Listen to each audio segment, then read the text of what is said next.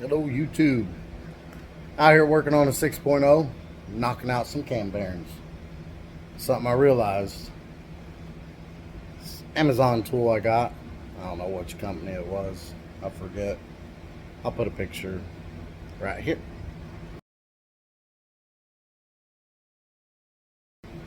But anyway, this fit through all the holes except for the middle one. So I went to knock out the middle bearing, and as I was hitting on it, it kept bouncing back. And I was like, the rest of them didn't bounce back like that.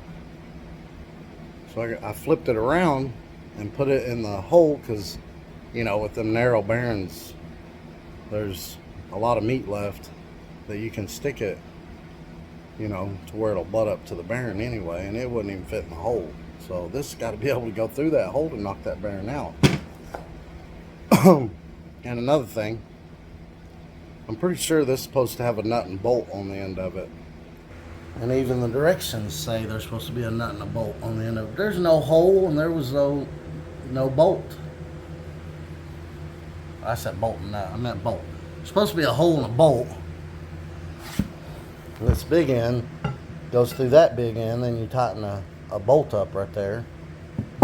There's no hole and there was no bolt. But anyway, I just stood the block up and beat them out. I had to use, on the middle one, I had to put this bearing puller in there, or bearing installer, pusher out or whatever, in the middle one to get it out because this one was smaller. I tried sanding this one down a little to fit through the hole. I still can't get it to fit through the hole. See, it won't fit through the hole. It's got to be able to fit through the hole. Yeah. So make sure. So what I did was I put it backwards. I've already knocked them out, but there was enough meat there to be able to tell if that was going to go in the hole or not. And it wouldn't. So I had to switch to this one. And then I did use this. But this has a bevel thing on it. See, and that holds it straight. And then you put the rod through there. And you put that in the bearing. You're supposed to have a bolt there, but it don't have one. But anyway, I got them all knocked out. But I'm noticing on YouTube that a lot of these people are just knocking these in any which way. I was talking to a machinist, and he said you got to knock them in through the beveled side. I'm no expert on this, but the guy does it for a living. See, that's beveled.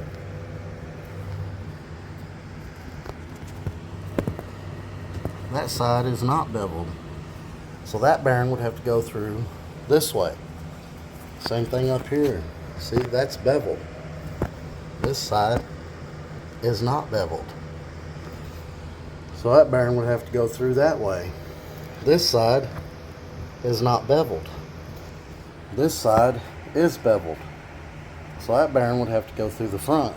And I guess for this one, whoops. For this one, I'll use this to put the top one in. It has that thing right there. Then the back one, that side's not beveled. Trust me, the other side is. This side's beveled. That side's not beveled. So that one's got to go through that side. So the way I'm going to do it, I'm going to put the middle one in first. This is the top of the motor, front of the motor. I'm going to put it in through the top. I'm going to put that one through the top. And I'm going to use this tool to put this one in the top. And then these back two, I'm going to put this one, here's the back of the motor. I'm going to put this one through this side. And then the very bottom, I'm going to put through that side. Again, on the two ends, I'm going to use this. So that's the way I'm going to do it. And look, see, you can see where the bearing was riding. So those Series 3 bearings I hear everybody's using in the Series 2 block, there's plenty of meat in there. Those should fit perfect in there, actually.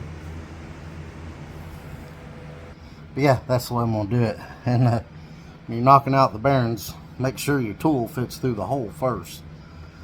Don't do like I did. I was trying to beat that middle one out. And that one, the tool kept bouncing back. I'm like, why is the tool bouncing back? Luckily, I wasn't trying to, you know, He-Man hammer it through there. I was just giving it a good tap. I realized, well, that ain't right. So I flipped the tool over. As you can see, where the bearing was riding, right there, there was enough ledge to see if that tool would fit in there backwards, and it would not. I was like, ah. So I had to break out this thingamajigger. And yeah, I got that one knocked out. You can see where I was beating on it. I couldn't really get this in there to do anything, so I had to use this with that bar and with that to keep it straight. That wedge is in the top, the front or the back, whichever way you're going, and keeps everything straight for you. And then this hole goes into the shaft to keep that bottom part straight. And again, it's supposed to be a bolt, and there's supposed to be threads in the end of that, but there ain't. But I think it'll be fine like that. If you stand it up, I don't think you'll have to worry about. A lot of people do it laying down, the motor laying down. I'm gonna do it with the motor standing up. I'm gonna go middle, second one, first one. I'm gonna flip it over. I'm gonna go the fourth one, and then I'll put the back one in and be done. And that shaft, it's way too long. It don't need to be half that long. I wish I had something to cut it straight. I'd cut it in half, but it's heavy. It's heavy duty. There's no doubt about it. I dropped this part on my phone, cracked my screen protector. It's heavy. Heavy duty. But yeah, we're waiting on cam bearings to come. But we do have the head gaskets. We have the oil pan. And we got bearings and the motor mount plates. That's all we got so far. The valve springs are supposed to be coming today. If that's the case, then we can, oh yeah. I filled these up yesterday. This is how I like to check to see if the valves are leaking. I filled those up with just some old motor oil yesterday. So, I don't know, that fluid's been in there. I did it like 8 o'clock. I don't know, about 16 to 18 hours. It's still holding fluid, so usually if they're not holding fluid, when I do the springs, I'll use that compound and lap the valve real good, but those ain't leaking at all. So we're just gonna change the springs in those, check the install height when we do the springs, and send them. And also I kept my old cam bearings. That's front. I have marked it front. 1, 2, 3, 4, 5. The wood soaks up the marker, so you can't hardly see it, but that way when the other bearings come, I can compare the old bearings to the new bearings with the micrometer there and make sure I'm trying to shove the right bearing through the right hole. But see you when we get some more parts. Alright, before we match the old cam bearings up to the new cam bearings, we'll go over this. And this is the actual measurement of the hole itself, which you can't really measure really good without a bore gauge. If you measure the cam bearing, the outside diameter of the cam bearing, the bearing's going to be a little bit bigger because it's got to squeeze in that hole so it don't slip and slide and spin. But anyway, the first design is supposed to be on 99 to 03, and it's supposed to be the front and back bearing are supposed to be 2.326 to 2.328, and then the position 3 and 4, they're smaller. And then the one in the middle is even smaller. But Second design is supposed to be 03 to 08, 2.346 to 2.348. And see, like on the bearing itself, I measured the outside diameter. I actually got 2.354, so it's 0.006 to 0.008 bigger, the bearing is. And then the third design is supposed to be 08 up plus 08 up, same size as the second design. The only difference is the bearing itself is wider. It's wider. And from what I understand, you can run the third design in the second design blocks, but you're not supposed to run the second design in the third design blocks. And then design one has their own thing going on. If you got design one, you have to use design one. All right, we got some more parts. We got the bearings, so I measured the new ones. And those are the measurements I got. I measured the old ones. Same thing. So this is a Series 2 block, and you'll see the Series 3 bearings are wider.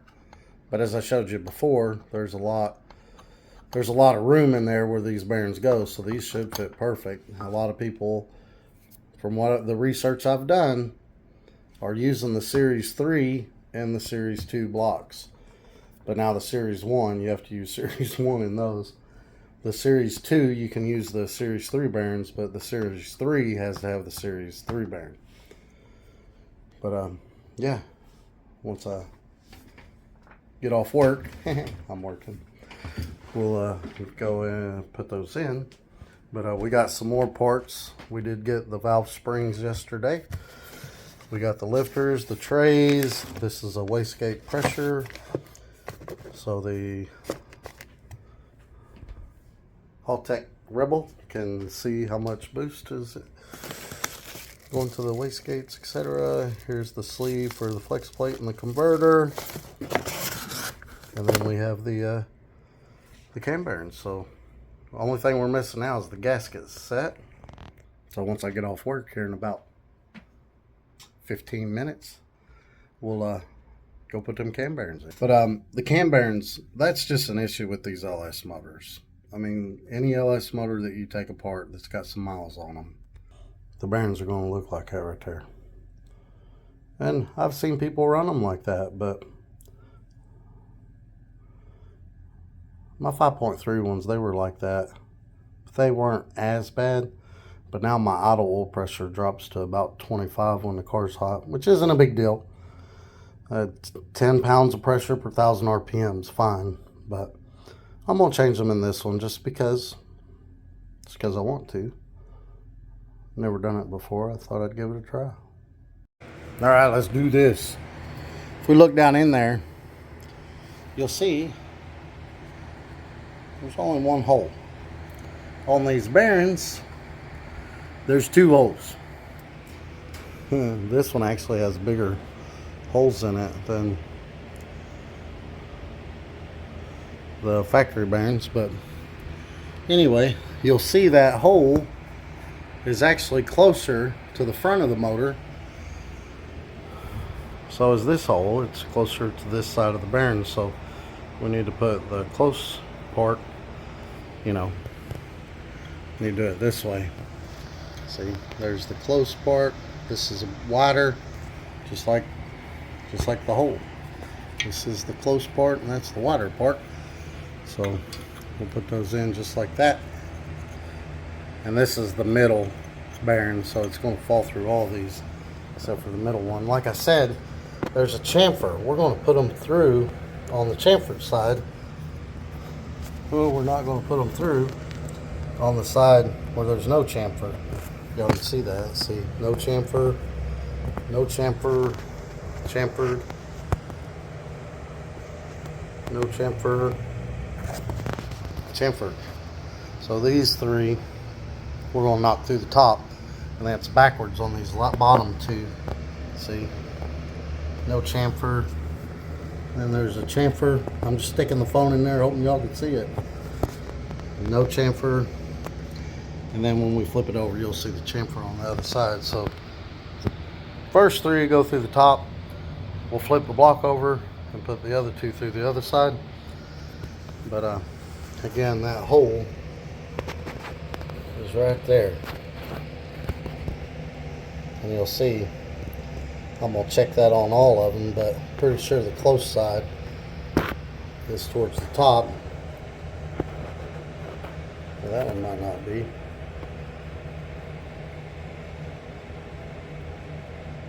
But anyway, when you put these bearings in, you want to keep in mind of that.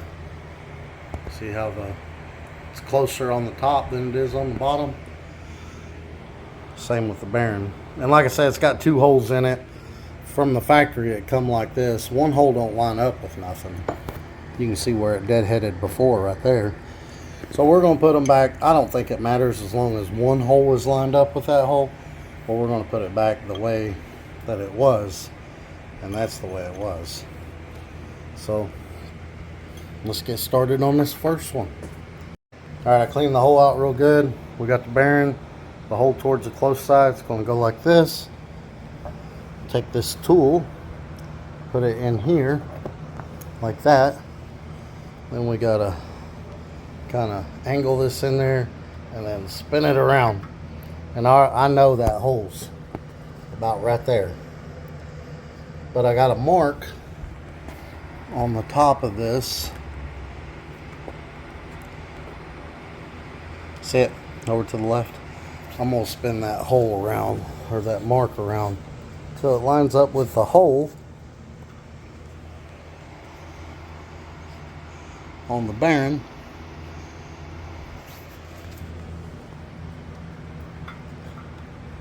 Probably should have did that before I put it in there. Yeah, right there. The mark lines up with the hole on the bearing. Put that back in there. And we can look through the top and see, matching up to the other holes, that's about right where we need to be. And then we'll stick this piece in the top to hold everything straight. We'll stick the bar in here like right here. All the way down, just like that. Everything should be straight. And that hole should be lined up. You can see where the other hole's at. Oh, it's right over here. Pretty much in the same spot that one's at. On the other side, the way it was factory. Now we're just going to hit it with a hammer up here and drive it in. All right. Drove her in, and then we're going to have to get let me get a pick. I got a pick I can stick in that hole. Look at that, guys. We nailed it.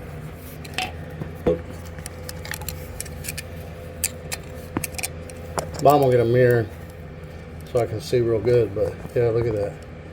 We nailed the hole. We nailed it perfect. Sweet. Now we're going to move on to this one. Alright, again, see if that's, see, it looks like on that one there's less meat towards the bottom, so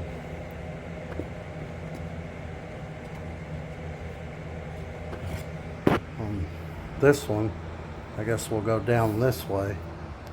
So there's less, it seems like there's less meat here. Or that one looks pretty even. In the middle, that one didn't. Let's see. Yeah, I think those are offset a little.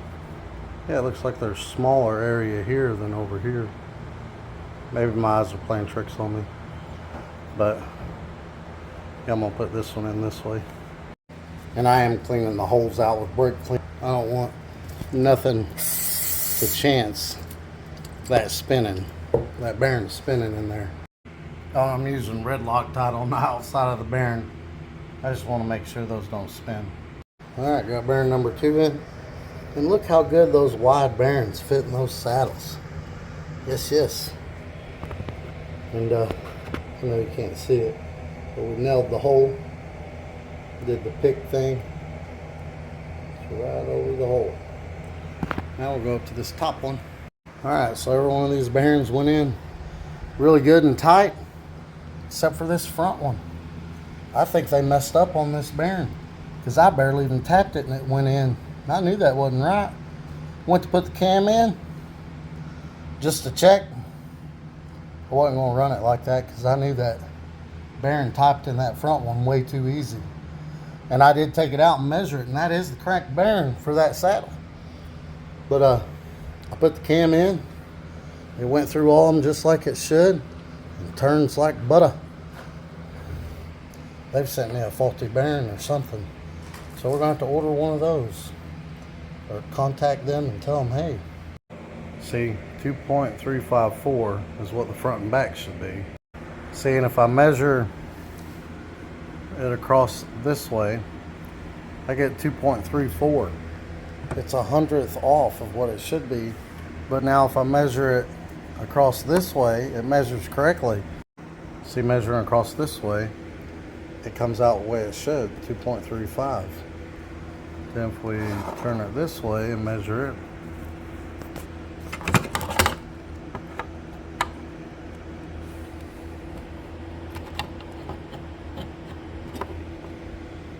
see, it's 100th off on one side than the other.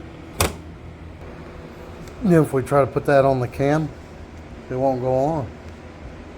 See, there's daylight right there.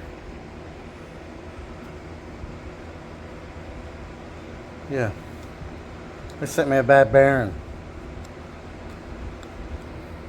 But these come from Michigan Motorsports. I bought them through Amazon, so I already contacted Amazon. Hopefully Michigan Motorsports will just send me a 1.5 bearing for Series 3.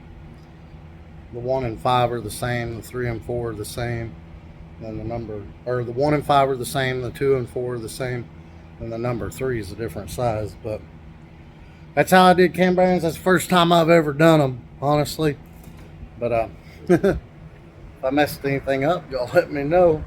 But the rest of them fit really tight and really snug, and the cam goes through them like butter, spins like butter, except for this front one. But y'all have a great day.